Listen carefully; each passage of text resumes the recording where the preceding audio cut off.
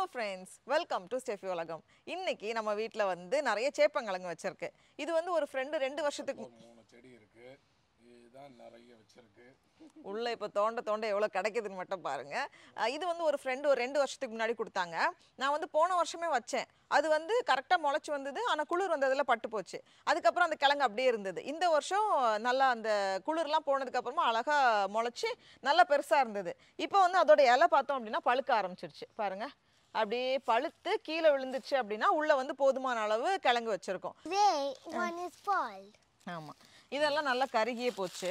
நான் வந்து லேசா தோண்டி பார்த்தேன். வீடியோ எடுக்கிறதுக்கு முன்னாடி கன்ஃபார்ம் பண்ணிக்கணும்ல உள்ள இருக்கான்ட்டு. பார்த்தா இருந்தது. இங்க பாருங்க காமிக்கிறேன். இதுதான் வந்து மதர் பிளான்ட். இதுதான் வந்து நம்ம வச்ச கிழங்கா இருக்கும். Mama, that's the mother? ஆமாண்டா இந்த கிழங்குக்கு அம்மா இது. 1, 2, 3, 4, 5, 6. டேய் கணக்கு புள்ள எழுதுடா. I gotta go here. This is kind of like a table. எழுது. செடி நம்பர் 1 6. ஓகே. ஓகே. இப்போ Hey, there's one more. இரு அது லாஸ்ட் எழுதிக்கோ எவ்வளவு இருக்குன்னு. There's 7. இருடா அவ்வளவுதான் இருக்கான்னு பார்ப்போம் கன்ஃபார்ம் பண்ணிக்கலாம். இந்த பாருங்க ஆஹா அருமை.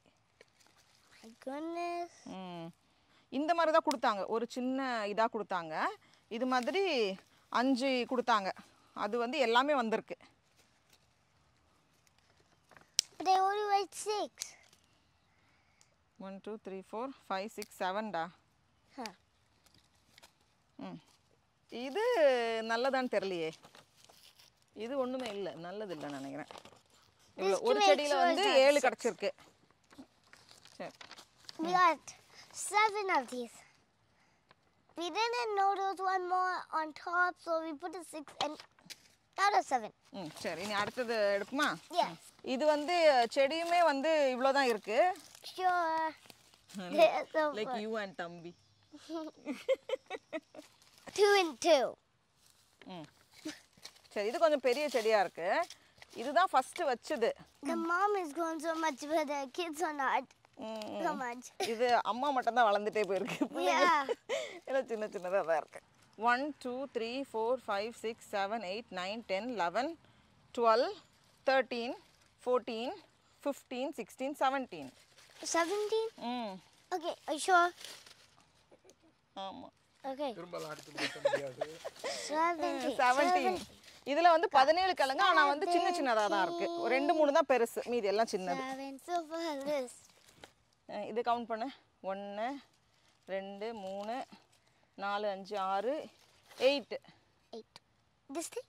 8. Okay. Just 8. Are you sure it's 8? 8 தான்டா போடா. I have never thought we might plug this out. இங்க பாருங்க அது அப்படியே இந்த இஞ்சி வந்து கொத்தா வைக்கும்ல அது மாதிரி இருக்கு. அது மாதிரி தான் நம்ம வந்து இந்த புயல்ல இஞ்சி எல்லாம் சாஞ்சுதுன்னு சொல்லியிருந்தேன்ல இப்போல்லாம் இஞ்சி நல்லா வந்துச்சு. அதை பிடிச்சி நேராக வச்சு கட்டி வச்சிருந்தோம். இப்போ வந்து நிறைய இஞ்சி வைக்க ஆரம்பிச்சிருக்கு. இன்னும் வந்து ஒரு 2 மாசத்துல நம்ம வந்து ஃபுல்லாகவே எடுத்துடலாம். இப்போவே வந்து நான் கொஞ்சம் எடுத்து யூஸ் பண்ண ஆரம்பிச்சிட்டேன். சின்னதாக முளைக்கிறதெல்லாம் நான் அப்படியே விட்டுட்டேன். அடுத்த வருஷத்துக்கு வரும். நம்ம எடுத்தாலும் அது வேஸ்ட் தான். 13? 13. Okay, are you sure? ஆமாண்டா கணக்கு போல எழுது. இங்க இருந்ததுல இங்க 34 + 13 எவ்வளவு? I don't know.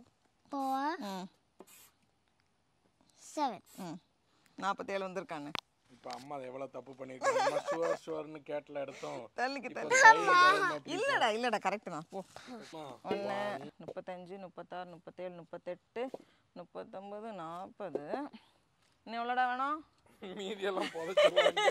7 வேணும். கம்மியா இல்ல 1 2 3 4 5 இன்னும் 2 வேணுமா? You made it so long. Correct தான். இந்த பாரு. That's a bunch. That's a bunch. சரி இன்னும் 2 தானே. இந்த பாரு 1. சரி அதனால கணக்கு பிள்ளைக்கு நம்பர் கரெக்டா டேலி ஆகணுமா அதனால இந்த அப்படிடா கரெக்டா 47 47. இதுல வந்து பாயசமும் பண்ணலாம். நம்ம வந்து வெள்ளை பாயசம் இருக்குல்ல சேமியாக்கு பதிலா இதை போடணும். ஜவ்வரிசி போடணும். ஆனா தேங்காய் பால் ஊத்தி பண்றாங்க. தேங்காய் பால் கொஞ்சத்தை வந்து நான் கழுவாம அப்படியே வைக்க போறேன். அடுத்த வருஷத்துக்கு நம்ம வந்து அதை வந்து முளைக்க வைக்க போறோம். If you subscribe, my mom's very happy. அன்னைக்கு ஒருத்தர் இப்படி போயிட்டு இருந்தார், அவர் ஹாய் சொன்னார். திடீர்னு கேட்குறா, ஹேவ் யூ சப்ஸ்கிரைப்டு அம்மாஸ் சேனல்? இவ்வளோ கிடச்சிருக்கு. இந்த பெரிய கிழங்குல என்ன இருக்குன்னு பார்க்கணும். அதுக்கப்புறமா உள்ளே இருக்கிறதெல்லாம் நம்ம வந்து கொஞ்சத்தை அப்படி தனியாக வச்சுட்டு மீதியெல்லாம் க்ளீன் பண்ணி நம்ம இன்னைக்கு வந்து பாயசம் பண்ண போகிறேன். First step is number 1, you should wash it always. And third step, if you have a bunch, you should cut it. When you cut in mine. Oh. Fourth step எங்கே இருக்கு? ஆஹா, ஓகே. இது வந்து இன்னொரு சின்ன கிழங்கா வச்சது பெருசா இருக்கு. இதை வந்து நம்ம கட் பண்ணி பார்ப்போம். Can I see? Wait. No. My mom isn't following the step. One single step. Get cut. You said, Mom didn't follow a step. ஆமா, அது போயிடுச்சு. இது நல்லா இருக்கு. இதுலயும் வெளியே இருந்து ஓட்ட போட ட்ரை பண்ணிருக்கு இல்லையோ? எங்க போச்சு? இந்த இங்க வெளியே ஓட்ட போட ட்ரை பண்ணி உள்ள போக ட்ரை பண்ணிருக்கு. ஆனா இது நல்லா இருக்கு இந்த கிழங்கு. ஓகேவா?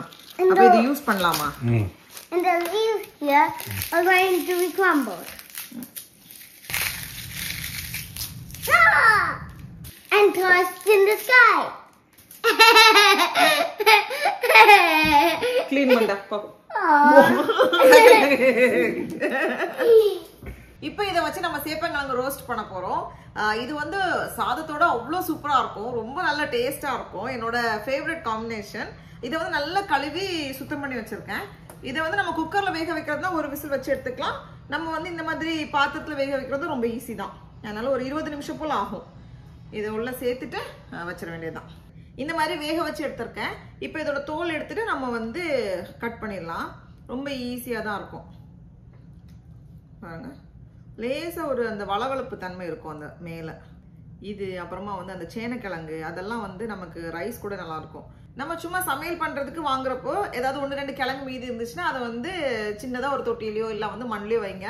அது பாட்டுக்கு வளர்ந்துட்டு இருக்கும், யாரையும் தொல்லை பண்ணாம. அப்புறமா நம்ம கடைசியில் ஒரு நாள் எடுக்கும்போது நிறைய கிழங்கு வச்சிருக்கோம் சைடில். அந்த இலையும் பார்க்கறதுக்கு நல்லா அழகாக தான் இருக்கும். அழகுக்கு அழகு செடியும் ஆச்சு, சமையலுக்கு காயும் ஆச்சு.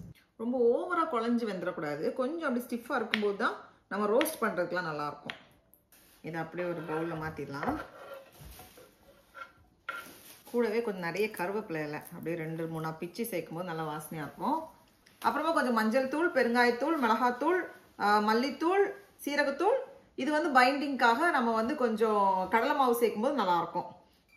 எல்லாத்தையும் சேர்த்துட்டு கடைசியாக தேவையான அளவு உப்பு எல்லாத்தையும் சேர்த்துட்டு நம்ம கலந்துட வேண்டியதுதான். ஒருவேளை கொஞ்சம் ட்ரையாக இருந்துச்சுன்னா லைட்டாக தண்ணி தெளிச்சுக்கோங்க, ரொம்ப தண்ணி ஆகிடக்கூடாது. நமக்கு போதுமான அளவு தண்ணி இந்த ஈரப்பதம் இதில் இருக்கும். ஃபஸ்ட்டு கொஞ்சம் எண்ணெய் சேர்த்துக்கலாம். நம்ம எண்ணெய் சுடானதும் தாளிக்கிறதுக்கு கடுகு. கடுகு உடஞ்சதும் இதில் வந்து நம்ம வச்சிருக்க கிழங்கு வந்து சேர்த்துடலாம். எப்பவுமே ரோஸ்ட் பண்ணுறதுக்கு இரும்பு பேன் வந்து ரொம்ப நல்லாயிருக்கும். இது வந்து அப்படியே கொஞ்சம் மீடியம் ஹீட்லேயே வச்சு நம்ம ரோஸ்ட் பண்ணி எடுக்கும்போது ரொம்ப நல்லா வரும். அவ்வளோதான், நல்லா சூப்பராக ரோஸ்ட் பண்ணியாச்சு. நல்லா வாசனையாக கம்மன்னு இருக்கு. இதில் வந்து ஆப்ஷனல் கொஞ்சமாக நெய் சேர்த்தோம்னா இன்னும் வந்து அந்த ஃப்ளேவர் நல்லாயிருக்கும், டேஸ்ட்டும் நல்லாயிருக்கும். நான் வந்து ஹாஸ்டலில் இருக்கிறப்போ இது செய்வாங்க, நல்லாயிருக்கும். எண்ணெயை குறைச்சோன்னா அந்த டேஸ்ட் வந்து நமக்கு அப்படி கிடைக்காது. அதனால கொஞ்சம் இந்த ரெசிபிக்கு வந்து கொஞ்சம் எண்ணெய் இருக்கும்போது தான் நல்லா ரோஸ்ட் ஆகி வரும். அதில் நம்ம அந்த இரும்பு சட்டியில் போட்டு எடுக்கும்போது இன்னும் நல்லா இருக்கும்.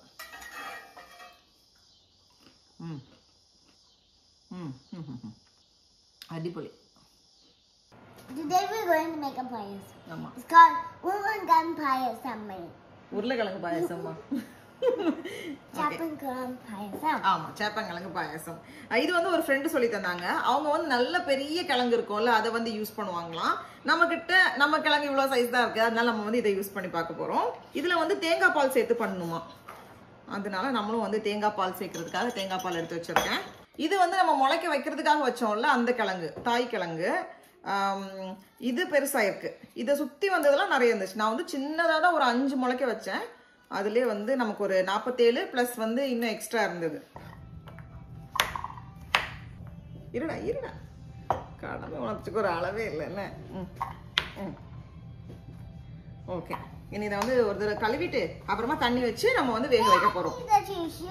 கொஞ்ச நாள் வேகட்டும், நல்லா வந்து சாஃப்டா வரணும். அதுக்கப்புறமா தான் நம்ம மீதி பொருட்கள்லாம் ஆட் பண்ண போறோம். இப்போ பார்த்தோம் அப்படின்னா நல்லா வெந்து வந்திருக்கு. நான் வந்து கொஞ்சம் மட்டும் எடுத்து அப்படியே லேசா இந்த மாதிரி பண்ணும்போது நல்லா மசிஞ்சு வருது, சாஃப்டா வருதா. இப்போ இதுல வந்து நம்ம மீதி பொருட்கள்லாம் சேர்க்க போறோம். கொஞ்சம் சின்ன சின்ன ஜவ்வரிசி இருக்கும்ல, அதை வந்து வேக வச்சு அப்புறமா தண்ணியில அலசி வச்சிருக்கேன். அதை வந்து நம்ம அப்படியே உள்ள சேர்த்துடலாம். ஜவ்வரிசி சேர்த்தாலே பாயசத்துக்கு ஒரு தனி டேஸ்ட் தான். அதுக்கப்புறமா நம்ம வந்து சர்க்கரை சேர்க்க போறோம். இது வந்து இனிப்புக்கு தேவையான அளவு சேர்த்துட்டு இது கொஞ்ச நேரம் வெந்ததுக்கு அப்புறமா நம்ம தேங்காய் பால் சேர்க்கலாம். இப்போ இந்த ஸ்டேஜ்ல நான் வந்து தேங்காய் பால் சேர்க்க போறேன். கொஞ்சம் நல்ல கெட்டியான தேங்காய் பால். அதுக்கப்புறமா ஒரு 5 ஏலக்காய். ஏலக்காய் சேர்த்தாதான் பாயசத்துக்கு ஒரு நிறைவு இருக்கும். ஆஹா, நல்லா சூப்பரா வெந்து வந்திருக்கு. இப்போ வந்து நான் கொஞ்சம் முந்திரி பருப்பை நெய்யில வறுத்து வச்சிருக்கேன், அதையும் உள்ள சேர்த்துலாம். அப்படியே தேங்காய் பால் சேர்க்கும் போதே பாயசம் வந்து கண்டிப்பா ஸ்பெஷலா தான் இருக்கும்.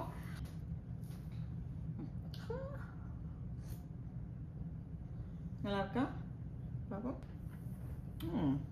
நல்லா இருக்கு, நல்லா சாஃப்டா இருக்கு. தேங்காய் பால் வந்து நம்ம நிறைய சேர்த்ததுனால நல்லா டாமினேட் பண்ணி நல்லா இருக்கு, டேஸ்ட் நல்லா இருக்கு இல்லடா? சரி, டாட்டா பாய் சொல்லிடு. ஸ்கூல் போனதுல இருந்து கொஞ்சம் தொண்டை வலி வந்துடுச்சு, அதனால டல் ஆயிட்டேன். அவ்வளவுதான், நம்ம வந்து ஒரு வித்தியாசமான பாயசம் ட்ரை பண்ணி பார்த்தாச்சு.